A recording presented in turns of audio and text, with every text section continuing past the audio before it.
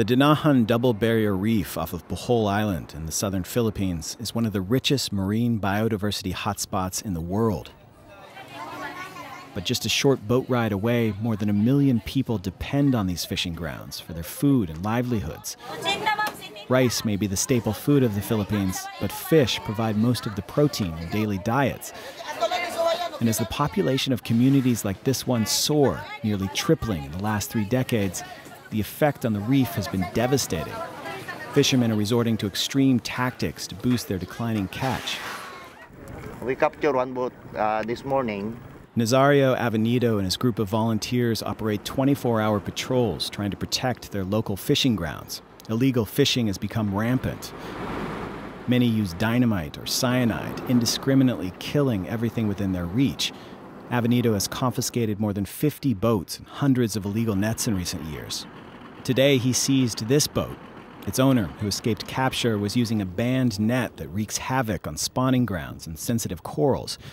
Avenido says the violators aren't bad people. They're just hungry. Because there is no other solution, especially when they are a very poor family. Poor in a country that has one of the highest population growth rates in all of Southeast Asia, every year adding about 2 million more mouths to feed. It's a hell of a problem. I think you just need to look at the statistics. Congressman Walden Bello says the Philippines is already beyond its carrying capacity. And that's today, with a population just shy of 100 million people. And so the demographers are really worried because they feel that most likely at the earliest we'll be stabilizing at around 200 million in 2080. That eventual doubling of the population presents an existential threat to the Philippines, especially for the people who depend on its natural resources for food.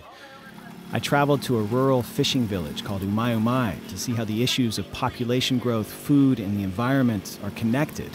And what I found was surprising. Jason Bostero and his wife Krishna both grew up in large families typical of this area. But unlike the generations before them, the Bosteros made a deliberate choice to have only 2 children, James and Cyril Jean, ages 6 and 9. My income is just right to feed us 3 times a day. It's really, really different when you have a small family. That choice to have a smaller family was motivated by memories of going hungry as young children. In my case, we were really hard up before. Sometimes we would only eat once a day because we were so poor. We couldn't go to school. I did not finish school because there were just so many of us. The reason the Bosteros were able to have a smaller family is because they could choose to. A community-based family planning program has made birth control options like the pill accessible and affordable at about 70 cents a month for the first time in their village. In villages, we train and identify community-based distributors like this to be able to sell pills and condoms anytime. Dr. Joan Castro started the program here. This becomes as easy as buying soft drinks or matches. She's with the Path Foundation Philippines, a group funded mostly through USAID. And what makes her program unique is its emphasis on local partners. Which brand of birth control pills are you selling more of? Well, they like the yellow one because it's cheaper. How much is it? It used to be 35 pesos, then it was 38, now it's 41. The idea is to be able to bring access to the people. Access that in remote villages like Umay was non-existent before the Path Foundation came in. In just 6 years since the program was first established here, family sizes have plummeted from as many as 12 children to a maximum of about 4 today. This village is one of the Path Foundation's longest-running case studies, and what it's showing is how closely tied family planning is with environmental conservation and putting food on the table.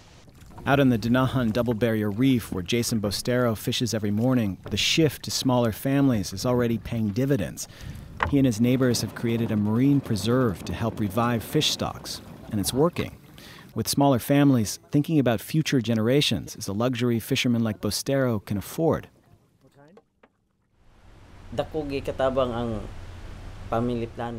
Family planning is helpful because if you control the number of your children, you don't need as many fish to support your family.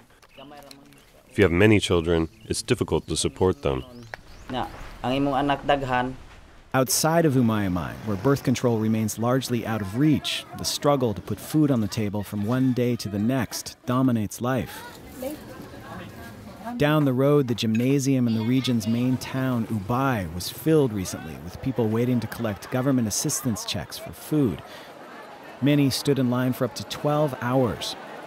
For the families gathered here, these checks are a lifeline, making up for the declining catch from the sea. This scene is one that neighboring countries like Thailand and Indonesia have largely avoided thanks to state-sponsored family planning programs. But Congressman Walden Bello says in the Philippines, any efforts to do the same have faced stiff resistance. What's happening is what we've witnessed recently, which is a hardline, scorched earth opposition on the part of the Catholic Church hierarchy to any form of artificial contraception. And in a country that's 80% Catholic, that opposition means something. For more than a decade, the church's leadership has rallied against a reproductive health bill in Congress that would guarantee universal access to birth control. Recently, it even threatened the president with excommunication for supporting the bill. That's why I said, don't fool with the church, because she will bury you. Filipino Archbishop Emeritus Oscar Cruz says the key to everyone having enough food to eat is a question of development, not population control. Once I was asked, which would you prefer, to have less mouth to feed or to have more food to eat? And I said, is there a choice there? Come on, if you have more mouth to feed, then produce more food to eat, not the other way around. But that challenge to produce more food is already testing the limits of ecosystems, both on land and sea. Today, the Philippines imports more rice than any other nation on the planet. And according to the World Bank, every major species of fish here shows signs of severe overfishing. Technological advances have helped boost the food supply, but they failed to keep pace with the Philippines' surging population growth. Maternity wards like this one at a Manila hospital are overwhelmed. Dr. Esmeraldo Elim heads the hospital's family planning unit, but spends most of his time these days with new mothers. She's only 29 years old. This is her 7th child. According to the Guttmacher Institute, more than half of all pregnancies in the Philippines are unintended. It's the poor who come here for maternity care, but if they want to prevent pregnancies, they're out of luck. Absent any state funding for birth control, Dr. Elim has little to offer. That's a stark contrast to the Bohol Island fishing village, Umayamay, where family planning is as close as the corner store. Here, the Path Foundation Philippines program has taken on a life of its own. The project is now fully integrated with the local government's rural health unit. The vision of the project is, in this community, you see more children educated who are able to become leaders and speak out for themselves in the future and be able to become stewards of their own sexuality and the future environment. This is the legacy. Dr. Castro says success stories like this one can help overcome traditional attitudes about birth control. Jason and Krishna Bostero, both practicing Catholics, don't see a conflict between their religious beliefs and family planning. For them, it's about something much more immediate, like what kind of future they're going to pass on to their 2 children. I don't want them to be like us, just to fish the sea, just to farm the land. This is not an easy way to earn a living. You are exposed to the sun. It's better if they can finish their courses so they can have comfortable lives. With both of their children in school, the Bosteros are hopeful about their future. But it's a future that could easily be overwhelmed by outside forces. After all, this is only one village in a country still deadlocked over a family planning law, in a world that's projected to have 9 billion mouths to feed by the middle of the century.